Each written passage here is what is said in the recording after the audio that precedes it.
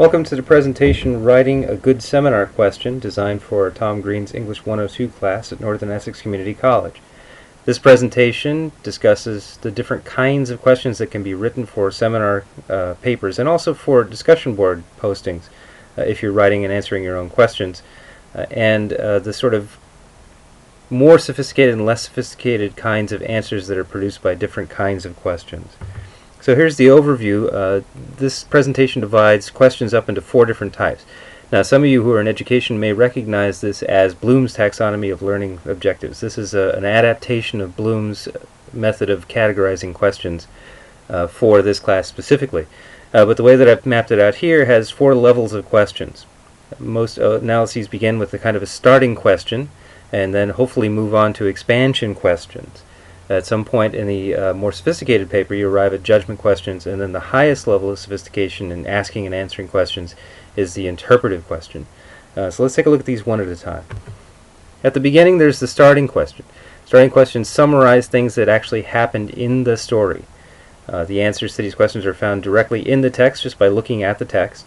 Answers usually consist of some kind of summary, what happened in the story, the different events, the sequence, and those kinds of things.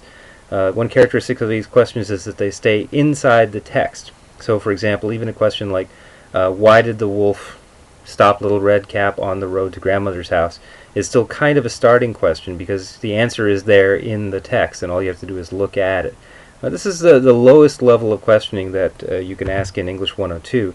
It's important and it's okay and often necessary to include some starting questions because you're locating the reader in the part of the story that you're talking about. But you have to go beyond starting questions. A paper that consists of nothing but starting questions, I'll send it back to you and ask you to rewrite it. And always remember, don't summarize. Assume that I've read the story too, so questions that just ask for summaries, a question like what happens in Little Red Cap, is not going to earn any points, and I'll send it back to you and ask you to try again. Now, one level up from the starting question is the expansion question. These questions connect things that are inside the story to things that are outside the story. So questions that count or arrange or compare things. How many settings does Little Red Cap visit? So the answer is, well, she spent the beginning of the story at her own house, and then she went into the forest, and then she wound up at grandmother's house. So there are 3 settings. Or questions about what things symbolize. What does the red cap symbolize? Questions about what real-life things the story reminds you of, so your own experience. Questions about history, psychology, other disciplines in the story, where do these things appear, are counted in this class as expansion questions.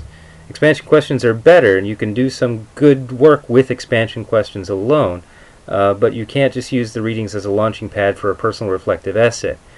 For example, you can't start off your paper with a question like, what does Little Red Riding Hood remind me of in my own life? And then you start off with, Little Red Cap reminds me of something that happened to myself, and then you write 3 or 4 pages of whatever happened to you, and then at the end you say, therefore Little Red Cap is just like what happened to me.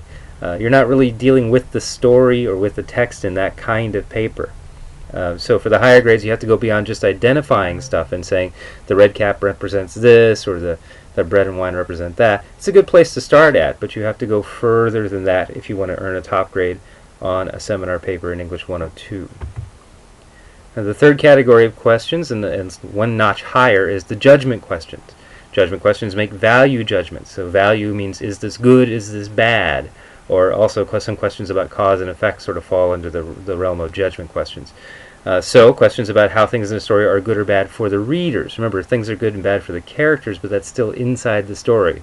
So that's a starting question. The judgment question asks more about the readers. Some of you are already asking the question, for example, is the violence bad for readers, especially if those readers are young? So that would be a judgment question. Questions about how well a device or technique in the story works. Did that work for you? Did it confuse you? Did it make sense? Did you feel resonance with it? Questions about why the author included something in a story. Why is that in there and not something else? Why is it a wolf and not a kitten? Why is it a donkey and not a horse? All those kinds of questions are judgment questions. Questions about how the story affected the original readers, and questions about how the story affects readers today. So remember, these stories were written for 19th century, mostly women and children, and so people who are living around the house have certain sets of values during their time. We have different sets of values now, so questions that ask how things in the story interact with those values are judgment questions. Judgment questions, They give you development, and you'll hear me talking about development quite a bit during the semester. They open up paths of questioning that lead to answers about how and why things happened in the story, not just what happened or what something symbolizes, but in what way is this working as a part of the story. You can earn a very good grade with just judgment questions. But if you are capable of the highest level of achievement in the seminar paper, that would be the interpretive question. It examines the larger significance of things in a story.